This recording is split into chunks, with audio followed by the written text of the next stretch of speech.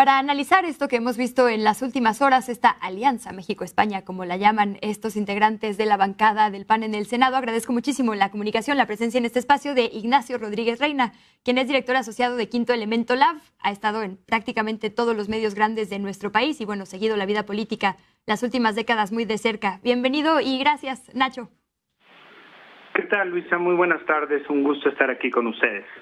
Todo nuestro, gracias por tu tiempo. Decías ayer en redes sociales, no se extrañen, no nos extrañamos. ¿Por qué dices tú, el origen, la raíz del PAN se parece mucho a la de Vox?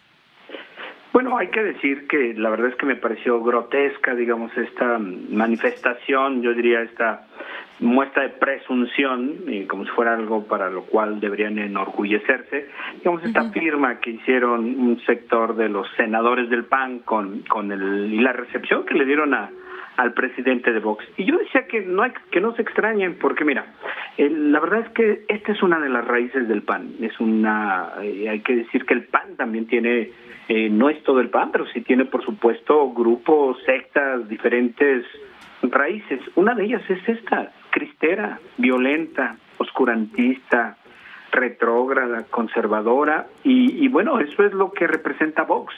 Y eso es lo que representan, y hay que tenerlo muy claro, digamos, todos los personajes políticos que en el Senado de la República le dieron una bienvenida como si se tratara justamente, no sé, de la segunda o tercera llegada de Hernán Cortés, ¿no? En la que vendría, pues, a evitar que México caiga en el comunismo. Una visión absolutamente obsoleta, trasnochada, retrógrada, yo diría, lo que tienen, digamos, en común los ultraderechistas del PAN y de Vox es pues tienen un pensamiento medieval, y hay que decirlo, son violentos.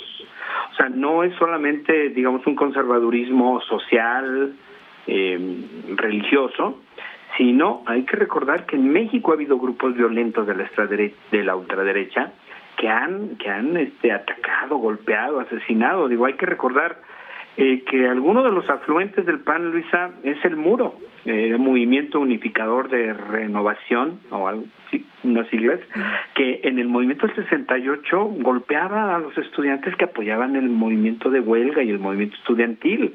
Uno de ellos, por ejemplo, uno de los fundadores en aquel entonces es Diego Fernández de Ceballos. Quizá con el paso de las décadas se ha ido deslavando ese es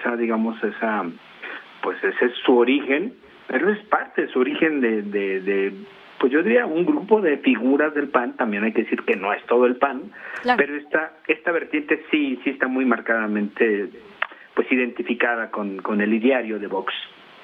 Dices retrógrada, pero bueno, ¿cuántas décadas, no? Porque dicen unirse contra el avance del comunismo. Nacho, ¿dónde está avanzando el comunismo? Porque yo creo que en este medio de comunicación nos lo perdimos por completo.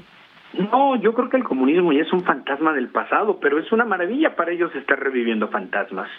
Yo diría ni siquiera décadas, Lisa, pues a lo mejor un siglo entero, ¿no? Cuando todavía la etapa en que en el principio del siglo XX, en los 1900, 1910, pues había grandes transformaciones, como sería con la revolución de la Revolución Rusa, que después daría paso a la Unión de Repúblicas Soviéticas Socialistas. Pero hombre, eso la historia, para bien y para mal, ha, digamos, dejado atrás y sepultado. Es una visión verdaderamente, hay un racismo, la verdad que hay un racismo ahí latente, un clasismo, una xenofobia.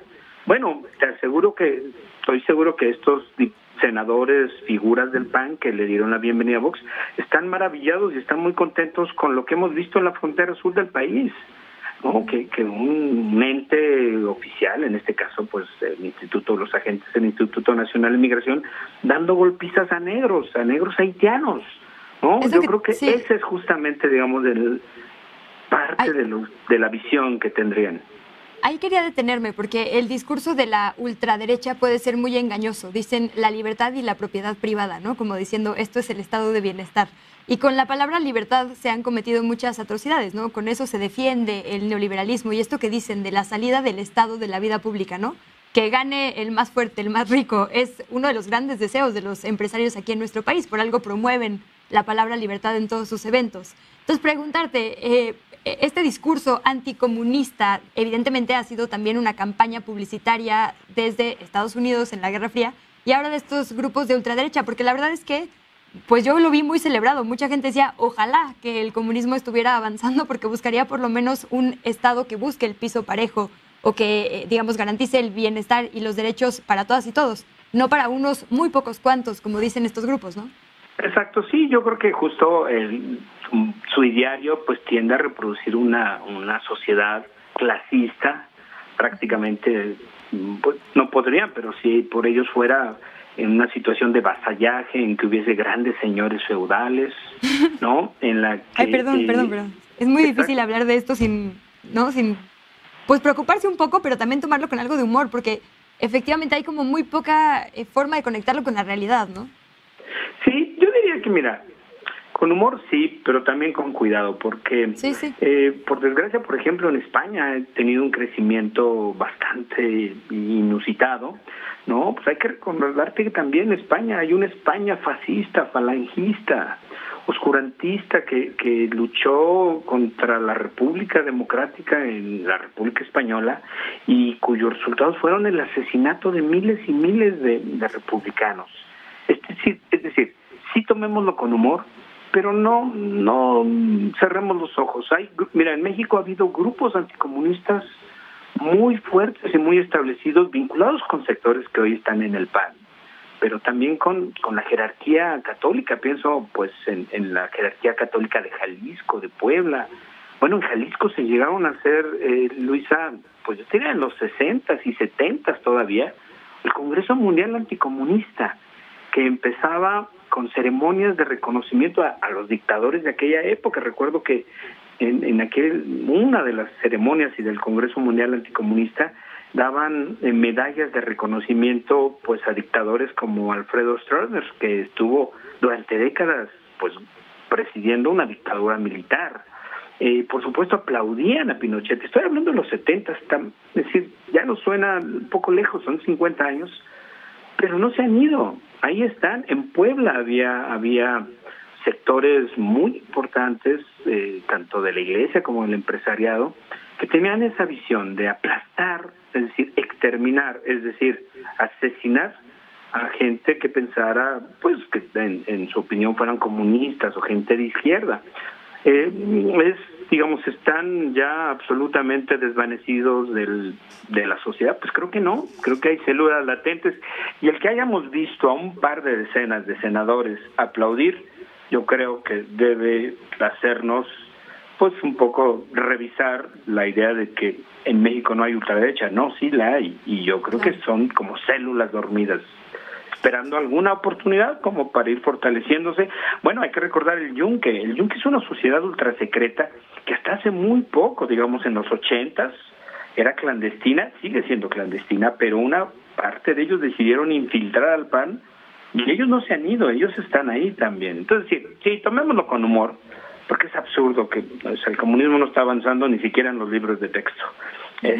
Pero al mismo tiempo no dejemos de tener presente que ha habido pues manifestaciones violentas. La guerra cristera también esa es otra raíz, ¿no?, de la que se nutren, digamos, este tipo de visiones sobre el mundo. Obviamente son visiones bien rebasadas, que incluso dentro del PAN ha provocado polémica, ¿no?